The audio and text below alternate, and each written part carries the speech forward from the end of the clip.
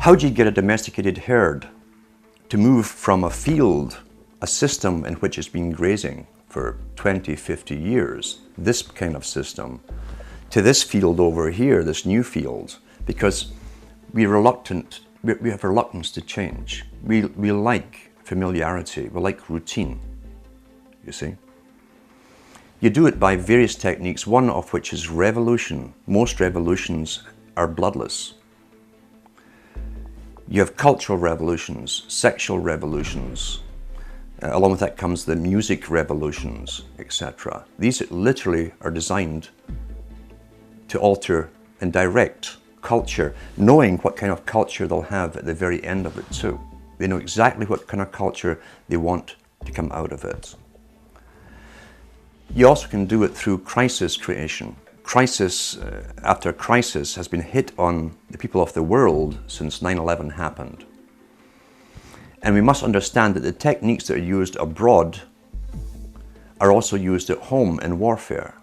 And we heard the term shock and awe. Shock and awe on the hard force level, as they call it, is bombs, all kinds of acoustic equipment to nullify enemies, scare the hell out of them through voice to skull and so on, which was used in Gulf War I, and it's all over the British media. But you can also use shock and awe on your domestic people again. You do it by crisis after crisis until the public are so terrified. See, the average person has a sort of confidence that they build up where they think, I can manage most things that come my way. Whatever little crisis in my life, what happens to other people, I can deal with. When all those around you are getting scared at the same time as you because they're losing their jobs, they've been threatened with pandemics, terrorists everywhere, terrifying people to even get on subways, and so on. And all those around you, as I say, are also in the same boats. You tend to be more easily directed by the powers that be that come out and speak with authority and confidence over you.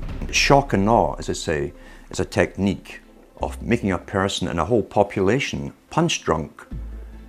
And each one of those fears, you understand, the average person can handle one major crisis in their personal life, maybe two at the same time.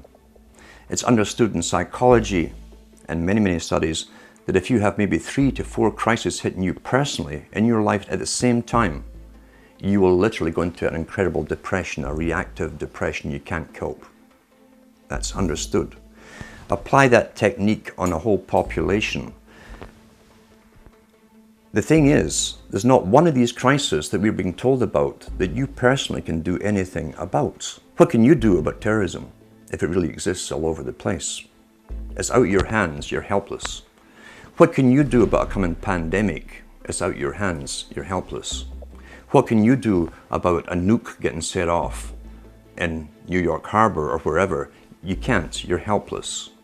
The message you're getting is that you're utterly helpless to defend, help, or save yourself.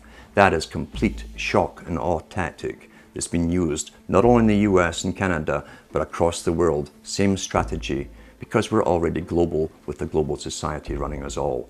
Massive psychology and warfare techniques in psychology has been used across the planet to make us succumb to fear and crises, as I say, and none of which we can actually do anything about on an individual level. Therefore, the leaders are presented to us on screen with uniforms or business suits and ties as politicians who speak with confidence, all scripted of course, and they seem to have everything under control.